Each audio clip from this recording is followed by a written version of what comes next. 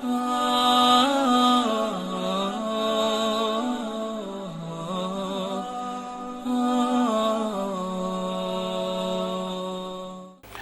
اس وحی کی علامتیں کیا ہے جس کو ہم معیار بناتے ہیں؟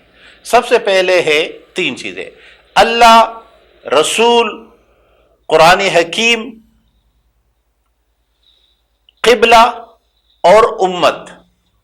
5 چیزیں: اللہ، رسول، قرآن یعنی کتاب، اور ہمارا قبلہ اور امت مسلمہ. اگر کوئی شخص اللہ کے بجائے کسی اور کو اللہ مانتا ہے، کسی اور کو الوہیت کا مقام دیتا ہے، جیسے قرآن حکیم نے عیسائیوں کو بارے میں ارشاد فرمایا کہ لقد کفر الذین قالوا ان اللہ هو المسیح ابن مریم، جنہوں نے مسیح ابن مریم کو اللہ کہا وہ کافر. تو پہلا پیمانہ یہ ہوا، وہ ذات واجب الوجود جو مستجمع ہے تمام صفات کمال کا، اس کے مقابلے میں کسی اور کو الوہیت کا مقام دینا. نمبر 2، رسالت. محمد صلی اللہ علیہ وسلم کے بجائے کسی بھی فرد کو کسی بھی درجے میں، چاہے 2 نمبر کا نبی مانے، 3 نمبر کا مانے، ذلی مانے، بزوی مانے، کسی بھی معنوں میں مانے، تو آپ صلی اللہ علیہ وسلم کے بعد وحی کے سلسلے کو جاری سمجھنے والا وہ الگ فرقہ ہوگا، وہ امت محمدی کا حصہ نہیں ہوگا. یعنی امت محمدی جو ہے وہ آپ صلی اللہ علیہ وسلم کو آخری نبی ہر معنی میں تسلیم کرتا ہے. تیسری بات قرآن حکیم ہے. اگر کوئی شخص قرآن حکیم کے مقابلے میں کسی اور کتاب کو قابل اتباع اس درجے میں، جس درجے میں قرآن حکیم ہے، وہی حقیقی کی بنیاد پر کسی اور کتاب کو اگر قرآن کا درجہ دیتا ہے، یا کسی اور کتاب کو قرآن کے بعد وحی کی کتاب سمجھتا ہے کہ یہ مجھ پر یا فلاں پہ نازل ہوا ہے، تو یہ گویا فرقہ پرستی ہے. نمبر 3، قبلہ. مسلمانوں کا قبلہ کعبۃ اللہ، مکہ میں موجود ہمارے وحدت کا محور و مرکز، ہماری محبتوں کا محور و مرکز. دنیا کے بتکدوں میں وہ پہلا وہ گر خدا کا، ہم اس کے پاس با، وہ پاس با ہمارا. یہ کعبۃ اللہ. جو بھی شخص کعبے کو اپنا قبلہ سمجھتا ہے، اور جب ہم اسے اصطلاح میں استعمال کرتے ہیں تو ہم کہتے ہیں اہل قبلہ کی تکفیر نہیں ہوگی. تو اہل قبلہ سے مراد کیا ہے؟ جو دین کے اس پورے مجموعی نظام کو تسلیم کرتے ہیں. نمبر 5 ہے امت. امت وجود رکھتی ہے نبی کی بنیاد پر. اسلامی اجتماعیت کی تشکیل نبی کا فریضہ منصبی ہے. اسلامی اجتماعیت وجود میں ہی آتی ہے نبی کی بنیاد پر. اگر کوئی اس امت کے بجائے، یعنی ختم نبوت کا مطلب بھی یہ ہے کہ آخری نبی کا مطلب آخری امت، کوئی دوسری امت بھی نہیں ہوگی. تو ایک مرتبہ پھر دوہرا لیتے ہیں، اللہ رب العالمین، محمد مصطفیٰ صلی اللہ علیہ وسلم اللہ کا رسول، قرآن حکیم اللہ کی کتاب، قبلہ ہمارا مرکز، اور ہم امت مسلمہ کا حصہ ہے. یہ 5 بنیادیں ہیں کہ جو اس کے مقابل میں کوئی اور رائے اختیار کرے گا، کسی اور گروہ کے ساتھ جائے گا، تو گویا وہ فرقے کا شکار ہے، وہ فرقہ ہے.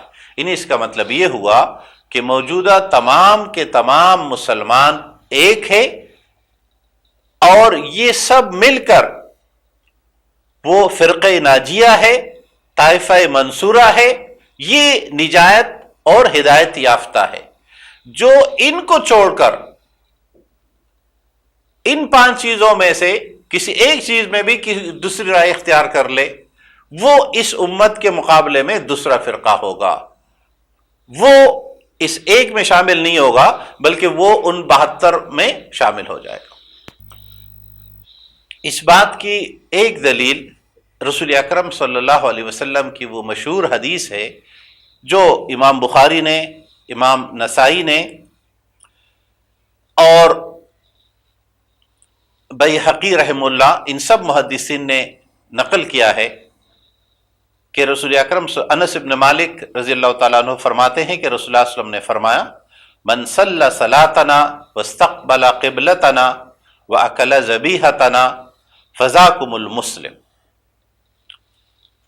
جو ہماری نماز کی طرح نماز پڑھے، جو ہمارے قبلہ رخ رہے، جو ہمارے ذبیحے کی طرح ہمارے ذبیحوں میں ہمارے ساتھ شریک ہو، تو یہ مسلمان ہے۔ یعنی عملاً وہ اسلامی اجتماعیت کا حصہ ہے، دلوں کا معاملہ اللہ کے سپرد ہے۔ اور پھر آپ صلی اللہ علیہ وسلم نے تو یہاں تک ارشاد فرمایا لہو ذمۃ اللہ و ذمۃ رسولہ، اس شخص کو اللہ اور اس کے رسول کی ذمہ داری، یہ شخص اللہ اور اس کے رسول کے ذمہ، فلا تخفر اللہ فی ذمتہ، تو تم نے اس درمیان میں نہیں آنا ہے اللہ اور اس کے درمیان۔ یہ ہے وہ بنیاد جس پر اس پوری گفتگو کی بنیاد ہے کہ جب آپ کسی شخص کو دیکھیں وہ مسجد جا رہا ہے، وہ مسلمانوں جیسی نماز پڑھ رہا ہے مسلمانوں کی طرح، تو ہمیں اس کا دل کو ریدنے اور اس پر بدعتی یا مشرک یا گستاخ انبیاء اور گستاخ رسول کی الزامات نہیں لگانے چاہیے۔ اس لیے دور حاضر کے جو مسلمان مکاتب فکر خصوصاً بر صغیر میں ہیں، جن میں اہل سنت والجماعت میں شامل تینوں گروہ، انہیں دیوبندی، بریلوی اور اہل حدیث، یہ عرف عام کی اصطلاحیں ہیں، یہ کوئی نام نہیں ہے، انہیں کوئی منصوص نام نہیں ہے۔ اور یہ تینوں کے تینوں اپنے آپ کو اہل سنت کا قابل فخر حصہ سمجھتے ہیں، کبھی انہوں نے انکار نہیں کیا کسی ایک نے بھی کہ ہم اہل سنت کا حصہ نہیں ہیں۔ اس طرح غیر اہل سنت جو مکاتب فکر ہے، وہ ہے اثنا عشری، بہری یا اسماعیلی، جنہیں عرف عام میں آغا خانی کہا جاتا ہے، یہ تمام اہل سنت والجماعت کا حصہ نہیں ہے، اور وہ اپنے آپ کو سمجھتے بھی نہیں ہیں۔ اس لیے یہ تقسیم وحدت کی، یہ معاملہ اتحاد و اتفاق کا ہے، جس کو لے کر ہم قرآن و سنت پہ بہتر انداز میں عمل کر سکتے ہیں۔ اب اس حوالے سے ایک دو مثالیں میں ذکر کر لوں کہ ہمارے اکابر کا طرز عمل کیا رہا۔ تو پہلے کچھ مثالیں ہمارے فقہی مکاتب فکر کے ہو جائے۔ امام ابو حنیفہ رحمۃ اللہ علیہ کے بارے میں دنیا کے مسلمانوں کی غالب اکثریت احناف پر مشتمل ہے، ان کا طرز عمل کیا تھا؟ اچھا، یہ بھی دلچسپ بات ہے کہ بر صغیر کے جو دونوں مکاتب فکر ہے، مسلمانوں کے دونوں اسکول آف تھاٹ ہے، دیوبندی یا بریلوی، یہ دونوں حنفی ہے، اور یہ عقائد کے لحاظ سے بھی ماتوریدی ہے، انہیں عقائد میں بھی ایک ہے اور فقہی لحاظ سے بھی ایک ہے۔ تو خود امام ابو حنیفہ رحم اللہ کا طرز عمل کیا تھا، اور ان کے مقابلے میں امام شافعی رحمۃ اللہ علیہ کا۔ ہم ایک دوسرے پروگرام میں ان ائمہ فقہ اور ائمہ حدیث کے آپس میں جو سند ہے، جو تعلق ہے استاد اور شاگردی کا، اس پہ تفصیل سے بات کریں گے۔ تو امام شافعی رحم اللہ 204 میں وفات پائے، اور امام ابو حنیفہ رحم اللہ 150 ہجری میں وفات پائے۔ تو امام شافعی رحمۃ اللہ علیہ حصول علم کے سفر میں بغداد کے محلہ عظیمیہ میں گئے، اور وہاں جب انہوں نے نماز ادا کی تو رفع یدین نہیں کیا۔ تو وہاں ان کے شاگردوں نے پوچھا کہ آپ نے رفع یدین نہیں کیا؟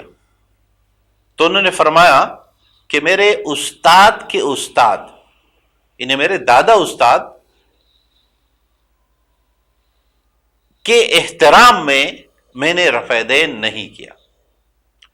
اس طرح کے تسلسل کو آپ لے لیجئے گا، صرف ہم امام حنیفہ اور امام شافعی ہی کی نہیں، ہم عقائد کے جو مکاتب فکر ہے اس کے، لے کر چلتے آئے تو ہندوستان میں برصغیر پاک و ہند میں بھی ہمارے اکابر کا یہی طرز عمل رہا جو ہمارے لیے نمونہ عمل ہے کہ ہم اسے اختیار کریں۔